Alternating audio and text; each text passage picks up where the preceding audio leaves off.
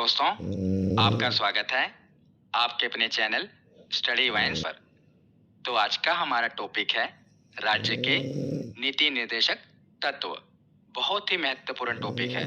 चाहे आप किसी भी एग्जाम की तैयारी कर रहे हो, राज्य के नीति निर्देशक तत्व से एक ना एक प्रश्न जरूर पूछा जाता है।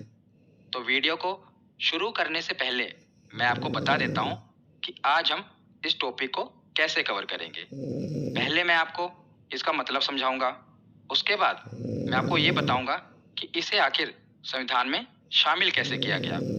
उसके बाद हम मौलिक अधिकार और नीति निर्देशक तत्व इसके बीच अंतर को पढ़ेंगे और उसके बाद जितने भी महत्वपूर्ण अनुच्छेद हैं राज्य के नीति निर्देशक तत्व से संबंधित, उन्हें हम डिटेल में कवर करेंगे। पहले मैं आपको डिटेल में अनुच्छेद के बारे में बताऊंगा और लास्ट में जब हम सभी अनुच्छेद को पढ़ लेंगे तो एक ही स्लाइड में सबकी हम क्विक रिवीजन करेंगे। यानी कि जितने भी अनुच्छेद मैंने आपको बताए उसे एक ही स्लाइड में कैसे याद रखना है वो मैं आपको बताऊंगा। एक बार हम क्विक रिवीजन कर लेंगे और उसके बाद जब हम पूरी थ्योरी कंप्लीट कर लेंगे तो प्रीवियस ईयर क्वेश्चन करेंगे। तो कंप्लीट वीडियो है आपके लिए ये। एक ही वीडियो में आपको इस टॉपिक से पूरा पढ़ भी लेंगे, उसके बाद रिवीजन कर लेंगे और उसके बाद जो भी प्रीवियस ईयर क्वेश्चन आए हैं उन्हें कवर करेंगे। इसके बाद आपको कोई और वीडियो देखने की जरूरत नहीं पड़ेगी। तो चलिए बिना देरी किए हुए वीडियो को शुरू करते हैं। तो चलिए वीडियो की शुरुआत करते हैं और हम राज्य के नीति निर्देशक तत्व, जिसे इंग्लिश में directive principles of state policy कहते हैं और शॉर्ट में डीपीएसपी कहा जाता है। तो इसका अर्थ क्या है? तो अगर आप इसे ध्यान से पढ़ेंगे, राज्य के नीति निर्देशक तत्व यानी कि राज्य नीति बनाते समय इन निर्देशों को ध्यान में रखेंगे। कौन कौन से निर्देश हैं वो आगे हम अनुच्छेद में पढ़ेंगे।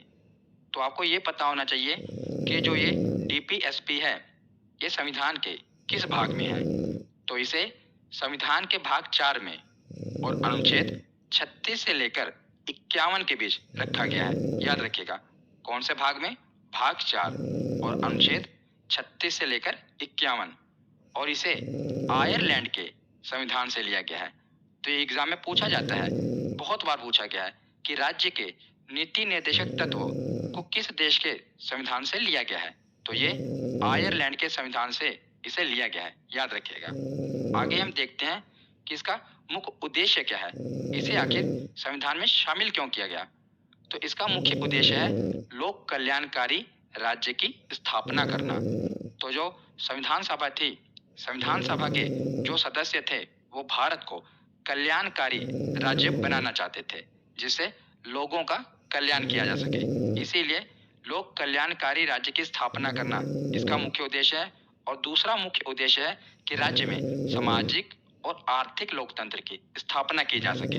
2 तरह के लोकतंत्र हैं, याद रखिएगा, सामाजिक और आर्थिक लोकतंत्र। अब हम आगे देखते हैं कि आखिर किस तरह राज्य के नीति निर्देशक तत्व को संविधान में शामिल किया गया। तो अब हम ये देखते हैं कि आखिर डीपीएसपी को संविधान में शामिल कैसे किया गया। तो संविधान सभा के सलाहकार बीएन राव, इनका कहना था कि संविधान में 2 तरह के मौलिक अधिकार होने चाहिए। एक ऐसा मौलिक अधिकार हो जिसे हम भारत के नागरिकों को संविधान लागू होने के तुरंत बाद दे सकें और दूसरा ऐसा मौलिक अधिकार हो जो कुछ समय बाद जब भारत के पास पर्याप्त संसाधन हो जाएं तब दिए जाएं। तो 2 तरह के मौलिक अधिकार होने चाहिए बीएन राव जी के अनुसार। एक तो जब संविधान लागू हो जाए तब नागरिकों को दे दिए जाएं और दूसरे मौलिक अधिकार बाद में तब दिए जाएं जब भारत के पास पर्याप्त संसाधन हो जाएं। तो फिर संविधान सभा में इस बात पर बहुत चर्चा हुई और बहस हुई और बाद में ये परिणाम निकाला गया कि जो ये अधिकार हैं इन्हें हम 2 भागों में बांट देते हैं। एक को रख दिया गया भाग 3 में जिसे हम मौलिक अधिकार कहते हैं। तो मौलिक अधिकार पर मैंने डिटेल में वीडियो बनाई हुई है। मैंने एग्जाम्पल के साथ आपको समझाया है। अगर आपने मौलिक अधिकार वाली वीडियो नहीं देखी तो जरूर देख लेना। तो मौलिक अधिकार अनुच्छेद 12 से लेकर 35 तक है। इसमें क्या है कि हमें जो अधिकार दिए गए हैं ये अधिकार हमसे कोई भी नहीं छीन सकता। अगर हमारे अधिकारों का हनन होता है तो हम डायरेक्ट सुप्रीम कोर्ट जा सकते हैं। इसमें इतनी पावर है मौलिक अधिकार में। और भाग 4 में राज्य के नीति निर्देशक तत्व हैं। इसमें जो अधिकार हैं वो आपको तभी दिए जाएंगे जब सरकार के पास पर्याप्त संसाधन हो जाए। मतलब कि राज्यों के ऊपर है, वो चाहे तो आपको अधिकार दे, चाहे तो ना दे। आप इसके खिलाफ न्यायालय में नहीं जा सकते। ये महत्वपूर्ण है। जब आपके मौलिक अधिकारों का यानी कि जो भाग 3 में अधिकार हैं, इनमें से किसी भी अधिकार का हनन होता है तो आप न्यायालय में जा सकते हैं। पर जो भाग 4 में है यानी कि राज्य के नीति निर्देशक तत्व में जो भी अधिकार हैं ये राज्यों के ऊपर है। वो चाहें तो आपको दें जब उनके पास पर्याप्त संसाधन हो, चाहे तो ना दें। जैसे कि बुढ़ापा पेंशन हो गया, लोगों के लिए रोजगार हो गया, ये राज्यों के ऊपर है।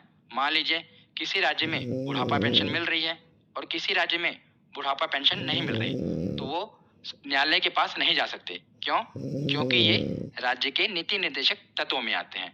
पर जो मौलिक अधिकार में आते हैं उनका हनन होता है तो आप न्यायालय में जा सकते हैं। आपको बेसिक अंतर पता होना चाहिए। तो अब हम मौलिक अधिकार और नीति निर्देशक तत्व, इनके बीच अंतर क्या है वो पढ़ लेते हैं ताकि हमें और क्लियर हो जाए। तो देखते हैं कि मौलिक अधिकार, तो मौलिक अधिकार इसे यूएसए के संविधान से लिया गया है। और नीति निर्देशक तत्व अभी हमने पढ़ा कहाँ से लिया गया है, तो आयरलैंड के संविधान से। और जो मौलिक अधिकार हैं ये संविधान के भाग 3 में है और नीति निर्देशक तत्व भाग 4 में है। और जो मौलिक अधिकार हैं इसे लागू कराने के लिए न्यायालय की शरण ले सकते हैं। तो मैंने आपको बताया ना कि अगर मौलिक अधिकारों का हनन होता है तो हम न्यायालय जा सकते हैं। पर अगर जो नीति निर्देशक तत्व हैं इनमें जो अधिकार हैं वो राज्यों के ऊपर हैं। राज्य चाहे तो दें, चाहे तो ना दें। इसके खिलाफ हम न्यायालय नहीं जा सकते। ये याद रखिएगा, ये न्यायालय नहीं जा सकते नीति निर्देशक तत्वों में। उसके बाद देखते हैं कि जो मौलिक अधिकार हैं ये नागरिकों को स्वतः ही प्राप्त हो जाता है। मतलब कि अगर आप भारत के नागरिक हैं तो आपके पास जो सबके पास मौलिक अधिकार हैं वो आपके पास भी हैं।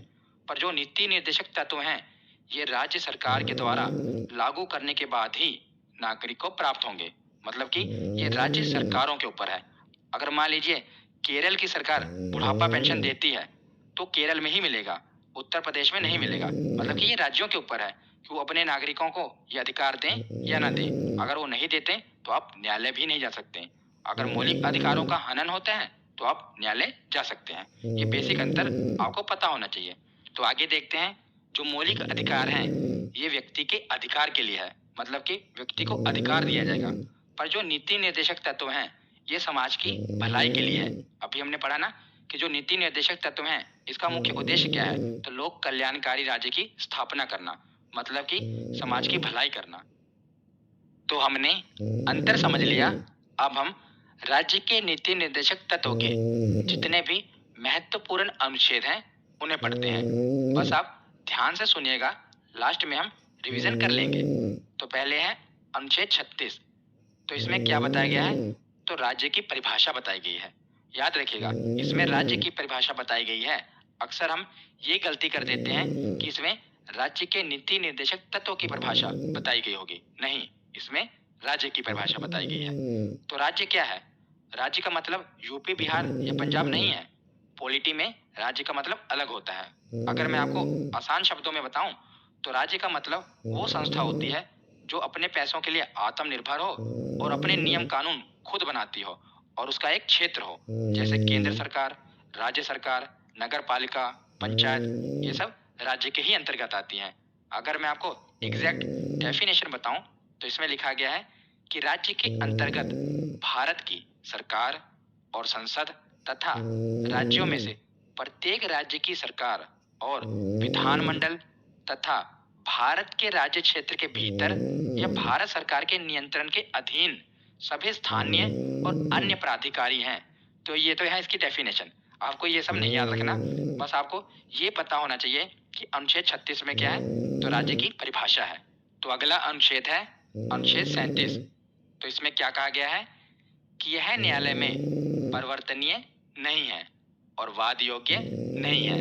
तो मैंने आपको शुरू में ही बता दिया था कि अगर हमें जो ये राज्य के नीति निर्देशक तत्व हैं अधिकार नहीं मिलते तो हम न्यायालय में नहीं जा सकते। यही इसमें बताया गया है कि हम न्यायालय नहीं जा सकते, यह वाद योग्य नहीं है, इस पर वाद विवाद नहीं किया जा सकता। इसीलिए केटी शाह जी का एक कथन है, बहुत ही इम्पोर्टेंट है, एग्जाम में पूछा जाता है। उन्होंने कहा था कि जो राज्य के नीति निर्देशक तत्व हैं, ये एक ऐसा चेक है जो बैंक की सुविधा अनुसार अदा किया जाएगा। तो याद रखिएगा, ये एक ऐसा चेक है जो बैंक की सुविधा अनुसार अदा किया जाएगा। मतलब कि वो कहना चाहते थे कि जो राज्य हैं, इनके ऊपर ये है कि वो चाहे तो दें, चाहे तो आपको अधिकार ना दें। तो अगला अनुच्छेद है अनुच्छेद 38। इसमें क्या कहा गया है कि राज्य ऐसी सामाजिक व्यवस्था बनाएगा जिससे नागरिकों को सामाजिक, आर्थिक और राजनीतिक न्याय मिलेगा। तो ये तीनों शब्द याद रखिएगा, ये एग्जाम में पूछा जाता है कि इसमें निम्नलिखित में से किस न्याय की बात नहीं की गई। तो आपको तीन न्याय पता होने चाहिए, तभी तो पता होगा ना कि किसकी बात नहीं की गई। तो तीन प्रकार के न्याय हैं, सामाजिक न्याय, आर्थिक न्याय और राजनीतिक न्याय। तो सामाजिक न्याय में क्या है कि राज्य धर्म, जाति और लिंग के आधार पर समाज के किसी भी व्यक्ति से भेदभाव नहीं करेगा, यानी कि सोशल जस्टिस की बात की गई है इसमें। और उसके बाद है आर्थिक न्याय। तो आर्थिक न्याय में क्या है कि राज्य सरकार ऐसी पॉलिसी बनाए कि जो आर्थिक विषमताएं हैं ये कम हो, मतलब कि अमीर और गरीब के बीच का जो ये खाई है ये कम हो, इसमें आर्थिक न्याय की बात की गई है। और तीसरा है राजनीतिक न्याय। तो राजनीति में भी किसी से भेदभाव नहीं किया जाएगा। अगर आप भारत के नागरिक हैं तो चाहे किसी भी धर्म के हों, भारत में मुखिया से लेकर प्रधानमंत्री तक आप बन सकते हैं और आपको वोट देने का भी अधिकार होगा। तो आपके साथ राजनीतिक तौर पर भी कोई भेदभाव नहीं किया जाएगा, ये इसमें कहा गया है। तो तीन प्रकार के न्याय हो गए, सामाजिक, आर्थिक और राजनीतिक। तो अनुच्छेद 38 में हमने ये पढ़ा कि राज्य सामाजिक, आर्थिक और राजनीतिक न्याय करेंगे। पर वो ये न्याय किस प्रकार करेंगे, कौन कौन से कदम उठाएंगे, ये अनुच्छेद 39 में बताया गया है। तो अनुच्छेद 39 में कहा गया है कि राज्य विशेष रूप से निम्नलिखित नीतियों को सुरक्षित करने की दिशा में कार्य करेंगे। कौन कौन सी नीतियां? तो सभी नागरिकों को आजीविका के पर्याप्त साधन का अधिकार है। तो राज्य सभी नागरिकों के लिए रोजगार का अवसर प्रदान करेंगे। उसके आगे है कि भौतिक संसाधनों के स्वामित्व और नियंत्रण को सामान्य जन की भलाई के लिए व्यवस्थित करेंगे। तो सामान्य जनता की भलाई करेंगे। उसके आगे है कि कुछ ही व्यक्तियों के पास धन को संकेंद्रित होने से बचाएंगे, यानी कि राज्य ऐसे कदम उठाएंगे जिससे ऐसा ना हो कि जो राज्य का सारा धन है वो कुछ ही अमीर व्यक्तियों के पास रहे। नहीं, ये सभी के भलाई के लिए काम आए। उसके आगे है कि पुरुषों और महिलाओं दोनों को सामान्य कार्य के लिए समान वेतन मिले। ये बहुत ही इंपॉर्टेंट है, सामान्य कार्य के लिए समान वेतन पुरुषों और महिलाओं को। तो ये किस में है? अनुच्छेद 39 में है, याद रखिएगा। उसके आगे है कि श्रमिकों की शक्ति और स्वास्थ्य की सुरक्षा करना, यह भी राज्य का कर्तव्य होगा। तो अनुच्छेद 39 के बाद देखते हैं अनुच्छेद 39 ए। इसमें क्या कहा गया है? तो जो भी ये ए बी इस प्रकार के अनुच्छेद होते हैं ना, ये मूल संविधान में नहीं थे, इन्हें बाद में संविधान में संशोधन करके जोड़ा जाता है। तो अनुच्छेद 39 ए में कहा गया है कि समान न्याय और निशुल्क विधिक सहायता, यानी कि जो समान न्याय तो पता लगेगी आपको, और निशुल्क विधिक सहायता में क्या है कि राज्य जो भी मतलब कि गरीब हैं उन्हें फ्री में कानूनी सहायता मिले, इस प्रकार के कदम उठाएंगे। तो अगला अनुच्छेद है अनुच्छेद 40। इसमें क्या है? ग्राम पंचायतों का गठन। तो वेरी इंपॉर्टेंट, मैंने इस पर डिटेल में वीडियो बनाई भी हुई है। मैंने उसमें कहानी की तरह आपको समझाया हुआ है कि पंचायती राज क्या है, नगर पालिका क्या है, डिटेल में बताया हुआ है। तो मैंने वहां पर आपको बताया था कि पहले जो ग्राम पंचायत है इसे राज्य के नीति निर्देशक तत्व में शामिल किया गया था, यानी कि ये राज्यों के ऊपर था कि वो ग्राम पंचायत का गठन करें या ना करें। पर बाद में संविधान में संशोधन कर दिया गया और दो संशोधन है। 73वां संविधान संशोधन में पंचायती राज आया, यानी कि ग्रामीण क्षेत्रों में पंचायत का गठन किया गया, और 74वें संविधान संशोधन में शहरी क्षेत्रों में पंचायत का गठन किया गया। तो जब ये संशोधन कर दिया गया तो ये कानून बन गया। अब राज्यों को ग्राम पंचायत का गठन करना ही पड़ेगा। पर जब ये अनुच्छेद 40 में यानी कि राज्य के नीति निर्देशक तत्व में शामिल था, तब तक राज्यों के ऊपर ये जिम्मेदारी नहीं थी, जरूरी नहीं था, वो चाहे तो करें चाहे तो ना करे, पर जब ये कानून बन गया तो राज्यों को ग्राम पंचायत का गठन करना ही पड़ता है। अब आप देखते हैं ना, आपके राज्य में भी ग्राम पंचायत का चुनाव होता है। तो अगला अनुच्छेद है अनुच्छेद 41। इसमें क्या कहा गया है कि कुछ दशाओं में काम, शिक्षा और सरकारी सहायता पाने का अधिकार। तो सरकारी सहायता पाने का अधिकार नागरिकों को होगा, जैसे वृद्धा पेंशन हो गया, विधवा पेंशन, विकलांगता पेंशन। पर ये राज्यों के ऊपर ही है। अगर आपको नहीं मिलेगी तो आप न्यायालय नहीं जा सकते। ये मैंने आपको शुरू में ही बता दिया था। जब राज्यों के पास पर्याप्त संसाधन होंगे तो वो देंगे, नहीं तो नहीं देंगे। तो अगला अनुच्छेद है अनुच्छेद 42। इसमें क्या कहा गया है कि न्याय संगत और मानवोचित दशाओं तथा प्रसूति सहायता का उपबंध। तो इसमें क्या कहा गया है, मैं आपको आसान भाषा में बताता हूँ कि राज्य ऐसी नीतियां बनाएगा जो न्याय संगत हो और मानवोचित दशाओं को ध्यान में रखेगा। जैसे आप देखते होंगे कि जो गर्भवती महिलाएं होती हैं उनके द्वारा जो कठोर श्रम है वो नहीं करवाया जाता, क्योंकि वो अभी गर्भवती हैं। तो ये न्याय संगत है, राज्य ऐसी नीतियां बनाएगा। अब इसमें ये नहीं होगा कि जो बाकी की महिलाएं हैं वो तो काम करेंगी, पर जो गर्भवती महिलाएं हैं वो कठोर शारीरिक श्रम नहीं करेंगी, पर उन्हें वेतन बराबर का ही दिया जाएगा, क्योंकि ये मानवोचित है। और उसके बाद है प्रसूति सहायता। तो प्रसूति सहायता क्या होती है, जैसे आप देखते होंगे कि मैटरनिटी लीव दी जाती है महिलाओं को। जब वो गर्भवती होती हैं और बच्चे को जन्म देने वाली होती हैं तो कुछ महीने के लिए उनको अवकाश दिया जाता है और उसका वेतन भी नहीं काटा जाता, क्योंकि ये न्याय संगत है। तो राज्य ऐसी नीतियां बनाते हैं, आप देखते होंगे कहीं पर 3 महीने की लीव होती है, कहीं पर 6 महीने की। ये राज्यों के ऊपर डिपेंड है। आगे देखते हैं अनुच्छेद 43। तो इसमें क्या कहा गया है कि निर्वाह योग्य मजदूरी और कुटीर उद्योग को बढ़ावा देगा राज्य। मतलब कि जो मजदूर हैं उन्हें अपने निर्वाह करने योग्य मजदूरी मिलनी चाहिए, ऐसी नीतियां राज्य बनाएगा।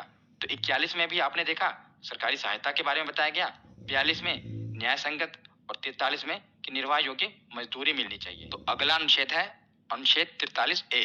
इसमें क्या कहा गया है कि उद्योगों के प्रबंधन में श्रमिकों की भागीदारी सुनिश्चित करने के लिए राज्य कदम उठाएगा।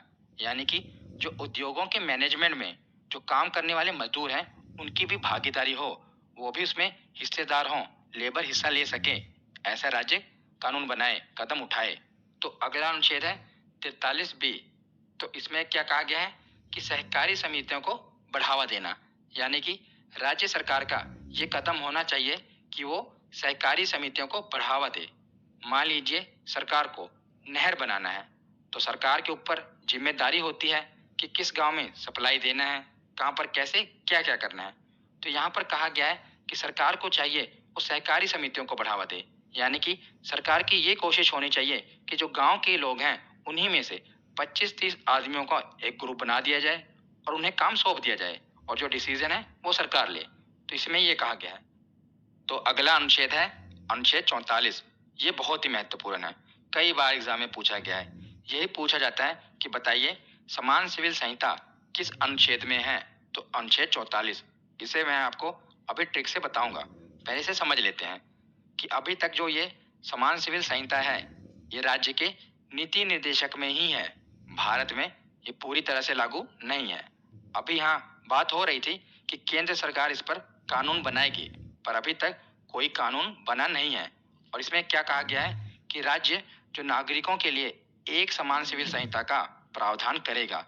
जब देश एक है तो वहाँ का कानून व्यवस्था भी एक होनी चाहिए सभी धर्मों के लिए। जैसे आप देखेंगे विवाह, तलाक, अपराध संबंधित जो कानून हैं, आप देखते होंगे कि जो मुस्लिम समुदाय है उसमें विवाह तलाक संबंधित अलग कानून है, और जो हिंदू समुदाय है उसमें भी विवाह और तलाक संबंधित अलग कानून है। तो समान सिविल संहिता में कहा गया है कि समान सिविल कानून होने चाहिए सभी धर्मों के लिए, पर अभी तक ये लागू नहीं किया गया। इसे याद कैसे रखेंगे, तो देखिए अनुच्छेद 44। तो अगर हम भारत में बात करें तो मुख्यतः 4 धर्म की बात करते हैं ना, हिंदू, मुस्लिम, सिख, ईसाई, 4 धर्म है। और इसमें कहा गया है कि सभी के लिए समान कानून हो। तो 4 के समान क्या है, तो 4, ये दोनों सेम है ना। तो सभी धर्मों के लिए समान कानून हो, चारों धर्म है तो चारों के लिए समान कानून हो। तो इससे आप रिलेट कर सकते हैं, आपको ऐसे याद रहेगा। अगला अनुच्छेद है अनुच्छेद 45। इसमें क्या कहा गया है कि बच्चों को 6 वर्ष की आयु पूरी करने तक प्रारंभिक बाल्य अवस्था देखभाल और शिक्षा प्रदान करना ये राज्यों का कर्तव्य होगा। तो बाल्य अवस्था देखभाल मतलब कि उनकी हेल्थ पर ध्यान देना और शिक्षा प्रदान करना, उन्हें एजुकेशन देना। तो अगर मैं आपको मूल संविधान के बारे में बताऊं, तो जो मूल संविधान था, जब संविधान बना था, तो उस समय अनुच्छेद 45 में ये कहा गया था कि 14 वर्ष की आयु तक के बच्चों को निःशुल्क शिक्षा प्रदान की जानी चाहिए। पर बाद में इसमें संशोधन कर दिया गया और जो ये शिक्षा का अधिकार है, इसे मौलिक अधिकार में शामिल कर दिया गया। अब ये हर बच्चे का अधिकार है कि 6 से 14 वर्ष के बच्चों को निःशुल्क शिक्षा हर राज्य प्रोवाइड करता है। आप देखते ही होंगे।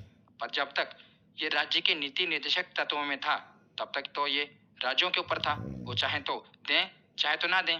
पर जब से ये संशोधन हुआ, कौन सा संशोधन? 86वां संविधान संशोधन 2002, तो इसमें जो शिक्षा का अधिकार है, इसे मौलिक अधिकार में शामिल कर दिया गया। अब हर बच्चे का अधिकार है कि उसे निःशुल्क शिक्षा मिलेगी 6 से 14 वर्ष के बच्चे को। तो इसे अनुच्छेद 21A के अंतर्गत संविधान में जोड़ा गया है। याद रखिएगा, संशोधन पूछा जाए तो 86वां संविधान संशोधन, और अनुच्छेद पूछा जाए तो 21 है। तो मैं आपको थोड़ा और क्लैरिफाई कर देता हूँ ताकि आपको इजीली याद हो जाए। तो देखिए, इसमें क्या कहा गया है संशोधन होने के बाद कि 0 से लेकर 6 वर्ष, यानी कि जन्म से लेकर 6 वर्ष की आयु तक, ये लिखा है ना, बच्चों को 6 वर्ष की आयु तक प्रारंभिक बाल्य अवस्था देखभाल, यानी कि उसकी हेल्थ पर ध्यान दिया जाएगा। ये अभी भी राज्य के नीति निर्देशक तत्वों में है कि उसकी हेल्थ पर ध्यान देना पड़ेगा 6 वर्ष की आयु तक। आप देखते होंगे कि सरकारी अस्पताल में टीके वगैरह लगते हैं ना बच्चों को, और उसके बाद 6 से लेकर 14 वर्ष की आयु तक उन्हें राइट टू एजुकेशन, ये तो मौलिक अधिकार में है कि उन्हें शिक्षा का अधिकार है। तो हर राज्य को उन्हें 6 से लेकर 14 वर्ष की आयु तक के बच्चों को निःशुल्क शिक्षा देनी पड़ेगी। ये उनका मौलिक अधिकार है, कोई भी नहीं छीन सकता। 6 वर्ष तक उनकी हेल्थ पर ध्यान देना पड़ेगा और 6 से लेकर 14 वर्ष तक उन्हें फ्री में एजुकेशन देनी पड़ेगी। तो अगला अनुच्छेद है अनुच्छेद 46। इसमें है कि राज्य समाज के कमजोर वर्गों, विशेषकर अनुसूचित जातियों, अनुसूचित जनजातियों और अन्य कमजोर वर्गों के शैक्षिक और आर्थिक हितों को बढ़ावा देगा। तो राज्य का ये दायित्व होगा कि जो भी पिछड़े वर्ग हैं, कमजोर वर्ग हैं, उनकी शिक्षा पर और उनके आर्थिक विकास पर ध्यान देगा। यह राज्य का कर्तव्य होगा। तो अगला अनुच्छेद है अनुच्छेद 47। इसमें है कि लोगों के जीवन स्तर में सुधार, राज्यों का कर्तव्य होगा कि जो लोगों का जीवन स्तर है, उनका स्टैंडर्ड ऑफ लिविंग है, उसमें सुधार करे। उसके आगे है कि पोषाहार को बढ़ावा। आप देखते हैं ना, मिड डे मील जैसी योजनाएं चलाई जाती हैं। आगे है शराब पर प्रतिबंध। अब ये तो राज्यों के ऊपर है, वो चाहे तो लगाएं, चाहे तो ना लगाएं। आप देखते होंगे कई राज्यों ने इस पर प्रतिबंध लगाया हुआ है, जैसे बिहार में शराब पर प्रतिबंध है। उसके आगे है नशीली दवाओं पर प्रतिबंध। तो आप देखते होंगे पहले खांसी की दवाई आती थी कोरेक्स, उस पर सरकार ने बैन लगा दिया ना, अब वो नहीं मिलती मेडिकल पर। तो नशीली दवाओं पर प्रतिबंध, ये भी सरकार का दायित्व होगा। तो ये था अनुच्छेद 47 में। अब आगे देखते हैं। तो अगला अनुच्छेद है अनुच्छेद 48। तो अभी मैं आपको बस पढ़ा रहा हूँ, हम सभी अनुच्छेद पढ़ने के बाद इसकी रिवीजन कर लेंगे। तो अनुच्छेद 48 में क्या है कि राज्य कृषि और पशुपालन को वैज्ञानिक तरीके से बढ़ावा देगा। तो राज्य का ये कर्तव्य होगा कि जो कृषि है और पशुपालन है, इसे बढ़ावा देना। और 48A में क्या है, ऊपर कृषि है तो नीचे क्या है, पर्यावरण। तो राज्य जो है पर्यावरण का भी ध्यान रखेगा। और ऊपर क्या है, पशुपालन, यानी कि जो पालतू पशु हैं, अगर उनको बढ़ावा देगा तो उसी के साथ जो पालतू पशु नहीं है, जो वन्य जीव हैं, उनकी रक्षा करने का दायित्व भी राज्य सरकार का होगा। ये 48A में कहा गया है। ऊपर कृषि, फिर पर्यावरण, पशुपालन और वन्य जीव, ऐसे रिलेट करके पढ़ना। तो 48 और 48A के बाद अब हम देखते हैं 49। तो इसमें है कि राष्ट्रीय महत्व के स्मारकों, स्थानों और वस्तुओं का संरक्षण करना, यह भी राज्य की जिम्मेदारी होगी। तो जैसे लाल किला हो गया, ताजमहल हो गया आगरा का, ये सब राष्ट्रीय स्मारक है ना, तो इनका संरक्षण भी राज्य की जिम्मेदारी होगी। तो अगला अनुच्छेद है अनुच्छेद 50। कार्यपालिका से न्यायपालिका को अलग करना, ये बहुत ही महत्वपूर्ण है। अभी मैं आपको बताऊंगा कि इसे याद कैसे करना है। तो आखिर कार्यपालिका को न्यायपालिका से अलग क्यों करना है? ताकि जो कार्यपालिका है, ये न्यायपालिका के काम में हस्तक्षेप ना कर पाए। आप देखते होंगे कि जो कार्यपालिका है, मान लीजिए सरकार ने कोई ऐसा कानून बना दिया जो सही नहीं है, तो अब जो नागरिक हैं वो किसके पास जाएंगे? तो न्यायपालिका के पास जाएंगे। जैसे हाई कोर्ट हो गया, सुप्रीम कोर्ट हो गया। अगर जो कार्यपालिका है, इसी के पास न्यायपालिका वाला काम होता तो आप किसके पास जाते हैं? सर मान लीजिए सरकार है, वही कार्यपालिका है, वही न्यायपालिका होती। तो सरकार ने कोई कानून बनाया तो आप सरकार के पास तो जाएंगे तो मानेगी नहीं, उसी ने तो कानून बनाया। इसीलिए कार्यपालिका से न्यायपालिका को अलग रखा गया है, ताकि कार्यपालिका जो भी सरकार कोई कानून बना रही है, मान लीजिए उसने कोई ऐसा कानून बना दिया जो हमारे मौलिक अधिकारों को खिलाफ हो, तो हम सीधा न्यायपालिका यानी कि सुप्रीम कोर्ट जा सकते हैं। इसीलिए कार्यपालिका को न्यायपालिका से अलग रखना है। तो इसे याद कैसे करेंगे? तो देखिए, इसको आप ऐसे याद कर सकते हैं, इसमें क्या 50 कि 50-50 जो शक्तियां हैं दोनों में 50-50 बांट दी गई हैं, कार्यपालिका में और न्यायपालिका में। इनमें शक्तियां जो हैं वो 50-50 बांट दी गई हैं। इसीलिए आप इसे याद कर सकते हैं। अनुच्छेद 50 में क्या है? कार्यपालिका से न्यायपालिका को अलग करना। तो आखिरी अनुच्छेद है अनुच्छेद 51। इसमें क्या है कि अंतरराष्ट्रीय शांति और सुरक्षा की अभिवृद्धि हेतु राज्य प्रयास करेगा। तो ऊपर हमने पढ़ लिया कि राज्य के लिए कौन कौन से कदम उठाएगा। और उसके बाद है कि अंतरराष्ट्रीय शांति बनाए रखना भी राज्य का काम होगा, कि वो अंतरराष्ट्रीय शांति बनाए रखे, उसके हेतु प्रयास करे। तो यहाँ पर हमारे सभी अनुच्छेद खत्म होते हैं। अब हम इसकी रिवीजन करते हैं। तो राज्य के नीति निर्देशक तत्व के जितने भी महत्वपूर्ण अनुच्छेद हैं 36 से लेकर 51 तक, ये हमने पढ़ लिए। अब हम देखते हैं कि इन्हें याद कैसे करना है। तो आपको इन्हें ग्रुप में याद करना है, जिस प्रकार मैंने आपको बताए हैं। तो देखिए, 36 और 37 इन्हें आपको एक साथ याद करना है। 36 में क्या है? राज्य की परिभाषा, तो पहले परिभाषा ही बताई जाती है। और 37 में क्या है कि अगर आपको ये अधिकार नहीं मिलते तो आप न्यायालय नहीं जा सकते। तो पहले परिभाषा है और उसके बाद है कि आप न्यायालय नहीं जा सकते। और उसके बाद आपको इन्हें ग्रुप में याद करना है 38 से लेकर 39 से। इसमें यह है कि राज्य के नीति निर्देशक तत्व में राज्य करेगा क्या। तो 38 में बताया गया है कि राज्य सामाजिक, आर्थिक और राजनीतिक न्याय करेगा। 39 में बताया गया है कि किस प्रकार करेगा। तो पुरुष और महिलाओं को समान कार्य के लिए समान वेतन देगा और नागरिकों के लिए आजीविका के लिए पर्याप्त साधन जुटाएगा, मतलब कि रोजगार के अवसर प्रदान करेगा। और 39 में है कि अगर नागरिकों के साथ कुछ गलत हुआ तो उन्हें फ्री में कानूनी सहायता मिलेगी। ये 38 से लेकर 39 में है। और 40 में मैंने आपको बता ही दिया था कि पंचायत का गठन है। और 40 के बाद इन्हें आपको एक साथ याद करना है कि जो राज्य के नीति निर्देशक तत्व हैं, इनमें राज्य काम क्या क्या करेगा। तो 41 में बताया गया है जैसे कुछ सरकारी सहायता का अधिकार, जैसे वृद्धा पेंशन हो गई, विकलांग पेंशन हो गई। 42 में है कि न्याय संगत और मानवोचित सहायता, जैसे मैंने आपको बता ही दिया था, मैटरनिटी लीव हो गई। और 43 में क्या है कि उन्हें निर्वाह योग्य मजदूरी दी जाएगी, कि जो वो काम कर रहे हैं उतनी उनकी निर्वाह योग्य उन्हें मजदूरी मिले। और 43 में क्या है कि श्रमिकों की जो है भागीदारी होनी चाहिए। उसी में बी में क्या है कि सहकारी समिति को सरकार बढ़ावा देगी। तो इसमें जो काम करनी है सरकार को वो बताए गए हैं। और उसके बाद 44 है समान सिविल संहिता, ये तो मैंने आपको ट्रिक से बता ही दिया था। और उसके बाद 45 से लेकर 47 तक जो कमजोर वर्ग हैं उन पर भी सरकार को ध्यान देना पड़ेगा। 45 में जैसे है कि 6 वर्ष की आयु तक के बच्चों का देखभाल। 46 में है जो कमजोर वर्ग हैं, पिछड़े वर्ग हैं, उनके हितों का संरक्षण। 47 में क्या है, संरक्षण किस प्रकार होगा? पोषाहार को बढ़ावा देकर, शराब जो है उन पर प्रतिबंध लगाकर। ये तीन इस प्रकार ग्रुप में याद करना, 45, 46 और 47। 48, 48 ए और 49 इन्हें एक साथ याद करना। ऊपर वाले तीन एक साथ याद करना, उसके बाद ये वाले तीन एक साथ ग्रुप में याद करना। 48 में है कृषि और पशुपालन को बढ़ावा देना। 48 ए में है जब कृषि को बढ़ावा दिया जा रहा है तो पर्यावरण को भी बचाना है। जब पशुपालन को बढ़ावा दिया जा रहा है तो जो वन्य जीव हैं इन्हें भी बचाना है। और 49 में है कि जो राष्ट्रीय स्मारक हैं उनका भी संरक्षण करना है। 49 के बाद 50, ये तो मैंने आपको ट्रिक से बता ही दिया था कि कार्यपालिका से न्यायपालिका को अलग रखना है। और 51 में अंतरराष्ट्रीय शांति भी जरूरी है। तो इस प्रकार आप ग्रुप में, जैसे मैंने ये बताया है, ग्रुप में याद करेंगे तो आपको ये याद रहेंगे। तो यहाँ पर हमारा थ्योरी सेक्शन कंप्लीट होता है। अब हम प्रीवियस ईयर क्वेश्चन देखते हैं।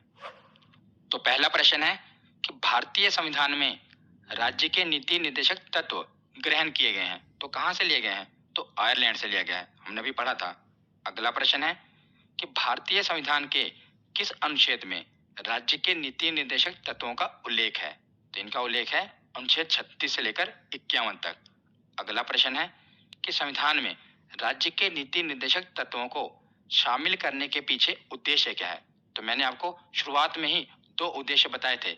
एक तो था लोक कल्याणकारी राज्य की स्थापना करना और दूसरा क्या था? सामाजिक आर्थिक लोकतंत्र की स्थापना करना, ऑप्शन सी।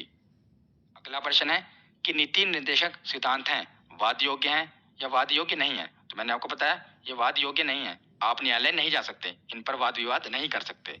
अगला प्रश्न है कि निम्न में से किसने नीति निर्देशक सिद्धांतों को बैंक की सुविधा अनुसार दे उत्तर दिनांकित चेक कहा? तो किसने कहा था? तो केटी शाह ने कहा था। किसने? केटी शाह ने। अगला प्रश्न है कि राज्य के नीति निर्देशक सिद्धांतों में से किस अनुच्छेद का संबंध अंतरराष्ट्रीय शांति और सुरक्षा के समर्थन से है? तो हमने पढ़ा कि जो लास्ट वाला अनुच्छेद है कौन सा? 51। अनुच्छेद 51 में अंतरराष्ट्रीय शांति की बात कही गई है। तो अगला प्रश्न है कि संविधान के किस अनुच्छेद में न्यायपालिका का कार्यपालिका से पृथक्करण का उल्लेख किया गया है? तो मैंने आपको बताया था ना, इन दोनों में 50-50 शक्तियां बांट दी गई हैं। तो यह है अनुच्छेद 50, ऑप्शन डी। अगला प्रश्न है कि समान कार्य के लिए समान वेतन भारत के संविधान में सुनिश्चित किया गया है। ये एक मौलिक अधिकार है, मौलिक कर्तव्य है। तो क्या है? तो अभी हमने पढ़ा था कि ये राज्य के नीति निर्देशक सिद्धांत का एक अंग है, हमने पढ़ा था ना। अगला प्रश्न है कि भारतीय संविधान के निम्नलिखित अनुच्छेदों में से कौन सा अनुच्छेद राज्य सरकारों को ग्राम पंचायतों को संगठित करने का निर्देश देता है? तो ये अनुच्छेद 40 है, जिसमें ग्राम पंचायतों के गठन के बारे में बताया गया है। अगला प्रश्न देखते हैं कि इनमें से कौन राज्य के नीति निर्देशक सिद्धांतों में सम्मिलित नहीं है? तो कौन नहीं है? तो सूचना का अधिकार ये सम्मिलित नहीं है। मद निषेध भी है, समान कार्य हेतु समान वेतन ये भी था, और काम का अधिकार भी था, पर सूचना का अधिकार इसमें शामिल नहीं है। अगला प्रश्न है कि भारतीय नागरिकों के लिए समान सिविल संहिता प्राप्त करने की बात कही गई है। तो ये हमने ट्रिक से पढ़ा था, अनुच्छेद 44 इसका सही जवाब होगा। तो आज का आखिरी प्रश्न है कि भारतीय संविधान का कौन सा अंग समाजवादी व्यवस्था स्थापित करने की प्रेरणा देता है? तो यह है नीति निर्देशक तत्व। तो आज की ये वीडियो यहीं पर खत्म होती है। कैसी लगी ये वीडियो कमेंट सेक्शन में जरूर बताएं।